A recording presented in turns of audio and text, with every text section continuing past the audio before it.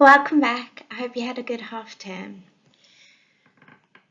I feel like I should be calling you my almost year 10s because we're starting the GCSE course today. And we're starting with the Unseen Poetry unit. It's part of your literature paper. And you will get an exam question, well, 2 exam questions on Unseen Poetry in year 11. So we're on to the serious stuff. So what is an unseen poem? Well, an unseen poem is when you are given a poem to write about that you may not have come across before unless you're an avid poetry reader, but certainly it won't be one that your teacher will have explicitly sat down and taught you and explained the poem to you, which means you have to respond to it from a personal perspective. You have to have your own ideas. So this, I know, sounds quite tricky, and I thought I'd explain to you why it is that we've chosen this unit now. Well, first of all, it's going to expose you in a relatively short space of time to a variety of texts, a variety of authors from different time periods. It gives you an opportunity to embed your knowledge about poetic devices and to make sure that you grasp those concepts. If you're still not 100% about similes, metaphors, alliteration, onomatopoeia, personification, this is the time to kind of scale yourself up and embed that knowledge. Along the way, you're definitely going to learn some new language and structural devices. As I said earlier, it's really important that this is your own personal response. So we need to practice how we can express our opinions and then justify them. And we're going to be developing your skills of analysis too. Now, all of these skills are relevant to every part of the English curriculum. In fact, literature has 3 learning assessment objectives, and 2 of them are covered in this particular paper. Now, an assessment objective is a fancy way for an exam board listing the criteria. This is what we're going to be testing you on. And this is what AQA want you to be able to do. They want you to be able to show that you can read a poem, understand it, and formulate a response, have an opinion and write it down. They also want you to show that you can choose the best quotations as evidence to prove your point. AO2 is all about analysing language and structure and form. So what do they want you to be able to do here? Well, they want you to be able to identify techniques, label them using the right terminology, and then explain the effectiveness of these techniques. Now, what you're going to notice is that none of this should be new to you. You have been writing P paragraphs your entire lives, certainly your entire school careers at Beaumont, and these are skills that you already have. Maybe some of them just need a little bit more developing, and you might find that we're pushing you to really interpret layers of meaning and the effectiveness of the quotations as we're going along. So, to start with, I would like you to have a look at these pictures and say what you see. What can you see in them? And spend a minute thinking about whether you can find any connections between them.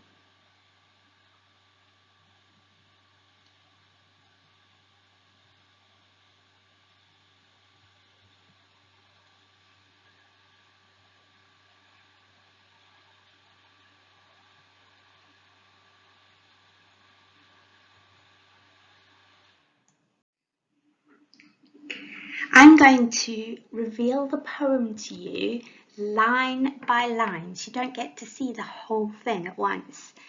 I'd like you to answer my questions step by step. You might need to press the pause button while you're busy writing your answers down as we go along. Feel free to use the Google Doc, or I'm more than happy for you to handwrite your notes on A4 paper or in your books, and just upload some pics as always. Let's begin. I asked them to take a poem and hold it up to the light. Who do you think they are? I ask them to take a poem. Who are they?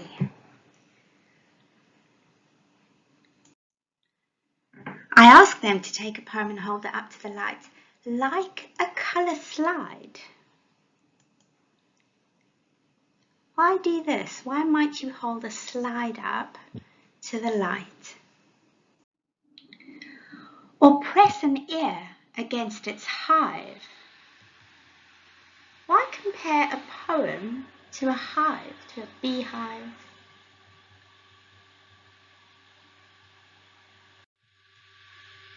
I say, drop a mouse into a poem. What, a mouse? This is odd. Why would you drop a mouse into a poem? What is it about a mouse that's so significant?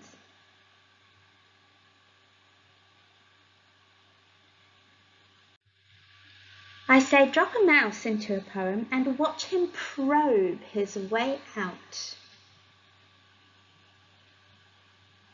What do you make of this poem so far? And also, have a little think about that word probe.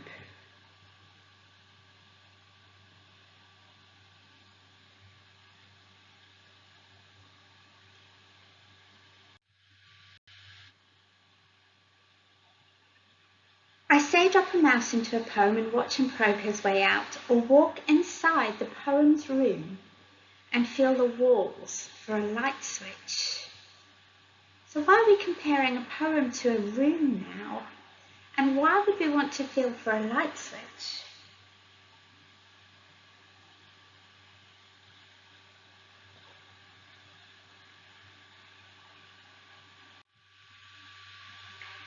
I want them to water ski across the surface of a poem.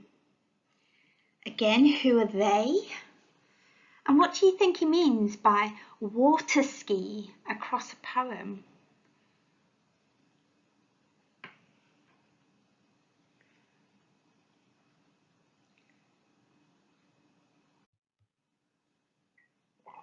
Waving at the author's name on the shore. What is he trying to say here? Is the author important, do you think, in the poem?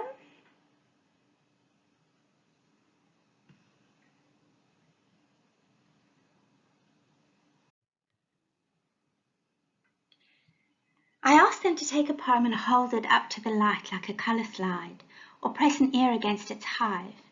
I say, drop a mouse into a poem and watch him probe his way out, or walk inside the poem's room and feel the walls for a light switch. I want them to water ski across the surface of a poem, waving at the author's name on the shore. But all they want to do. But what? Why have we got a but at this point, and what does it do to the tone of the poem? But all they want to do.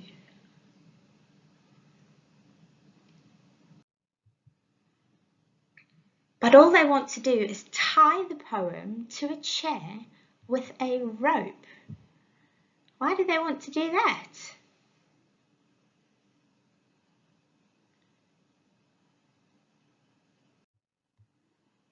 And torture a confession out of it. They begin beating it with a hose. So what is a confession? And what do they want from the poem? What do they want the poem to confess, do you think? We're nearly at the end of the poem. How do you think it's going to end?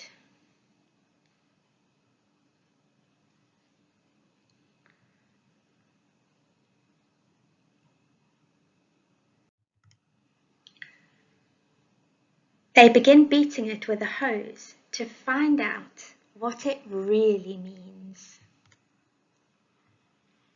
What is the poet trying to say? What's the theme, the message of the poem? And also, have you managed to guess the title? Yes, so the poem is a metaphor. Now, a metaphor is a direct comparison between objects. So we have the poem itself being compared to lots of different things and being put into lots of different situations. And we also have this comparison between events and how readers of the poem might respond to them and might react to the poem. The poem is called Introduction to Poetry, and there's this lovely idea that when we think about poetry for the first time, it should be something that's joyous, that's fun, that's filled with honey and the sounds of buzzing nature, that allows us to go water skiing and be little investigators, probing and inspecting ideas. I certainly don't want to be one of those torturers banging the living daylights out of the poem until it confesses its message.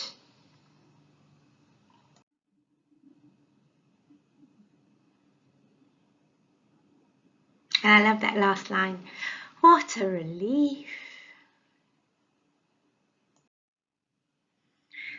I'd like you to follow the YouTube link to listen to another teacher exploring this poem.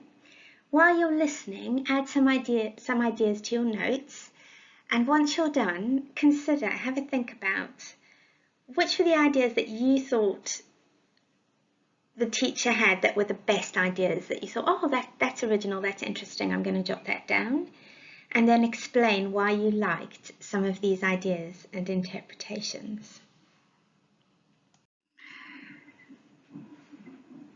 I'll see you again tomorrow for your next lesson, lesson 2 of the GCSEs, and until then, stay safe. I really hope to see you again soon. Bye.